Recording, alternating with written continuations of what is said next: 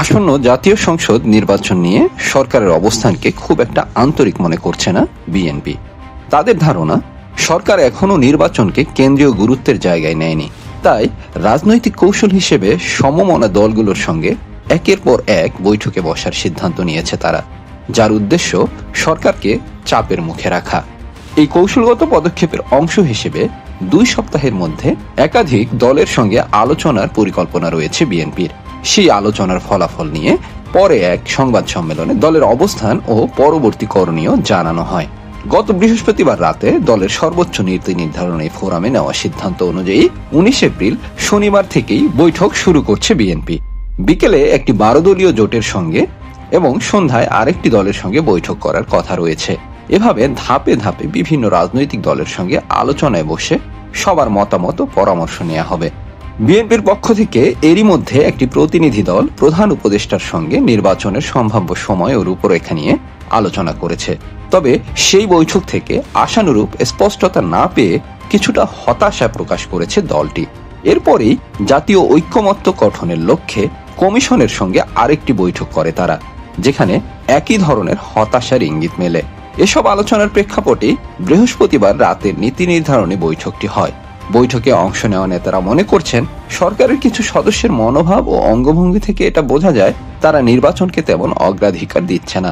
কেউ কেউ এমনটাও মনে করছেন, নির্বাচনের সময় ডিসেম্বর 2024 থেকে গড়িয়ে 2026 সাল পর্যন্ত পিছিয়ে যাওয়ার সম্ভাবনা রয়েছে।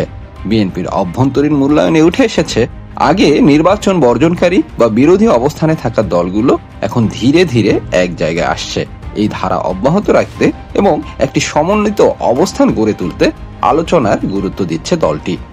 এদিকে বৈঠকে জামায়াতে ইসলামের সাম্প্রতিক নির্বাচন দাবি বিষয়ক অবস্থানও আলোচনা হয়। বিএনপির অনেক নেতাই এটিকে ইতিবাচক পদক্ষেপ হিসেবে দেখছেন।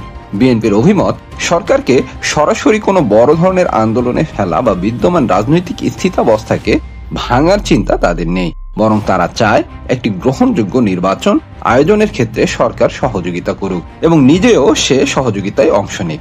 সরকার ব্যর্থ হোক এমনটা চায় না দলটি। যদিও সরকার বিভিন্ন রাজনৈতিক দলের সঙ্গে আলোচনা করছে, বিএনপির একাধিক নেতা মনে করছেন সেই প্রক্রিয়া খুব ধীর গতিতে চলছে। ঐকমত্যের ভিত্তিতে যে ধরনের সংস্কার দরকার তা বাস্তবায়নে সরকারের তৎপরতা যথেষ্ট নয় বলেই তাদের মন্তব্য। দলীয় পর্যবেক্ষণে আরও উঠে এসেছে, নির্বাচনের নির্দিষ্ট রূপরেখা বা সময়সূচি নিয়ে এখনো পরিষ্কার কোনো বার্তা আসেনি। অনেকের বিশ্বাস, সরকারের ভেতরের কোনো পক্ষ হয়তো নির্বাচন বিলম্বিত করতে চাইছে। এমন বাস্তবতায় বিএনপি যদি চাপ সৃষ্টি না করে তাহলে নির্বাচন আরও পিছিয়ে যেতে পারে। একজন শীর্ষ নেতা একটি জাতীয় দৈনিককে বলেছেন, ফ্যাসিবাদী শাসনের পতন ঘটলেও মানুষের অধিকার নিশ্চিত হয়নি, তাই নির্বাচনের মাধ্যমে জনগণের অধিকার প্রতিষ্ঠার কথা বলছে তারা। দ্রুত নির্বাচন না হলে দেশের রাজনৈতিক ও অর্থনৈতিক পরিস্থিতি আরো খারাপ হওয়ার আশঙ্কাও প্রকাশ করেছেন তিনি। লন্ডন থেকে ভার্চুয়ালি যুক্ত হয়ে দলের ভারপ্রাপ্ত চেয়ারম্যান এই বৈঠকের সভাপতিত্ব করেন। বৈঠকে দলের মহাসচিব, স্থায়ী কমিটির প্রায় সব সদস্য অংশ নেন।